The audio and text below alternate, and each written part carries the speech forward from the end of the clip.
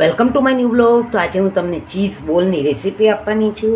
તો એની માટે મેં અહીંયા આગળ આ 3 ક્યુબ ચીઝને ખમણી નાખ્યું છે, 3 બટેટા લીધા છે, અહીંયા કેપ્સિકમ લીધું છે, આ મરી પાવડર છે, આ ચીલી ફ્લેક્સ છે, મેંદો છે, કોર્નફ્લાવર છે, ઓરેગાનો છે, અને આ મેં 1 ટેબલ સ્પૂન જેટલો ચણાનો લોટ લીધો છે. આ બ્રેડ લીધા છે જેને હું ચર્ન કરી લઈશ.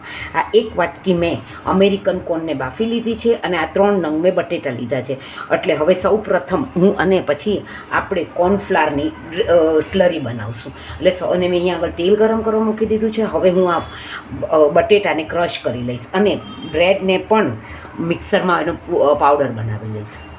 તો તમે જોઈ શકો છો કે મેં આ કોર્નફ્લાવરની સ્લરી બનાવી લીધી છે, બ્રેડને પણ ક્રમ્બલ કરી લીધા છે. અને હવે હું સૌ પ્રથમ આ એક બાઉલ લઈ લઈશ અને એમાં બધું જ બટેટાને બી ખમણી નાખીશ, અથવા તમે એને ઓલું કરી નાખશો અને પછી ધીરે ધીરે એમાં બધો જ મસાલો. તો તમે જોઈ શકો છો કે મેં અહીંયા આગળ આ બટેટાનો છુંદો કરી લીધો છે. હવે હું જો એમાં આ કેપ્સિકમ નાખી દઈશ. પછી જે આપણે આ મકાઈ, અમેરિકન મકાઈ જે બાફીને રાખી છે એ નાખી દઈશ. આમાં ચીલી ફ્લેક્સ મેં નાખી દીધા છે, ઓરેગાનો નાખી દઈશ, મરીનો પાવડર હું નાખી દઈશ, આ ચણાનો લોટ લીધો છે એ હું નાખી દઈશ. હવે આમાં જે મેં 3 ચીઝ ક્યુબ કર્યા છે એમાંથી હું થોડીક 2 ટેબલ સ્પૂન જેટલી ચીઝ આમાં નાખીશ અને પછી આપણે જે બાઉલ વાળશું એમાં વચ્ચે મૂકી દઈશું.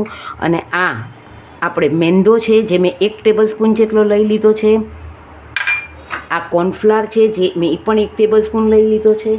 હવે આપણે આ બધાને મિક્સ કરી લઈશું.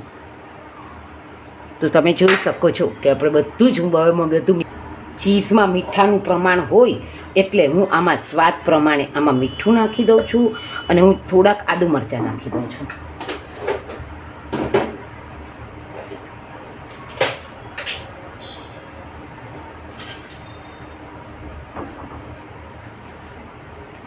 આદુ મરચાં પણ નાખી દીધા. હું આ બધાને મિક્સ કરી લઈશ. મેં અહીંયા આગળ સ્લરી પણ બનાવી લીધી છે. આ બધાને હલકે હાથે મિક્સ કરી લઈશ.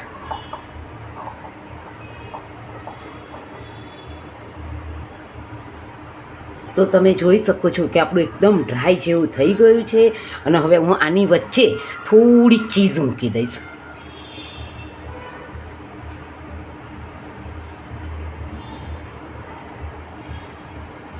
તો તમે જોઈ શકો છો કે આપણે આમાં વચ્ચે ચીઝ મૂકી અને હવે આમાં એને ડીપ કરી લઈશું. અને પછી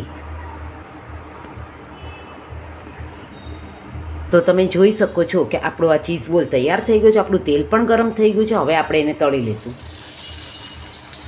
તો જો આપણું એકદમ સરસ થઈ ગયું છે. હવે આ બધા જ આપણે વાળી અને તળી લઈશું. તો તમે જોઈ શકો છો કે આપણું એકદમ સરસ કરકરું તળાઈ ગયું છે. મેં આ એક જ જોવા માટે કે છૂટું નથી પડતું, તો બહુ સરસ થાય છે. તો હવે બીજા આપણે તળી લઈશું. તો બહુ જ સરસ થાય છે. તમે આને ઘરે જરૂરથી ટ્રાય કરજો. હું તમને હજી તળીને દેખાડીશ. મને એક ડર હતો કે છૂટું પડી જશે, પણ જરા બી છૂટું નથી પડતું. બહુ ડ્રાય અને બહુ સરસ થાય છે. હું તમને આ દેખાડું છું. આ કરકરા એકદમ બહુ ફાઇન થાય છે. અને ફરસાણમાં આપણે 5 ચમચી જેટલો જ જો ચણાના લોટનો ઉપયોગ કરીએ છીએ અને પછી એને વ્યવસ્થિત તળાવવા દે તો જરા પણ કચાસની સ્મેલ નહીં આવે ને ટેન્શન નહીં રહે છૂટું પડવાનું. તમે જોઈ શકો છો કે બહુ જ સરસ થઈ ગયા છે. તમે ઘરે જરૂરથી ટ્રાય કરજો. મારી નવી રેસીપી જોવા માટે મારી ચેનલને સબસ્ક્રાઈબ કરજો, ફોલો કરજો. અને હું પ્યોરલી વૈષ્ણવ ફૂડ જ સર્વ કરું છું. કાંદા લસણવાળું કાંઈ પણ મારી ચેનલમાં નથી દેખાડતી. તો thank you for watching my video. Like, share and subscribe. See you two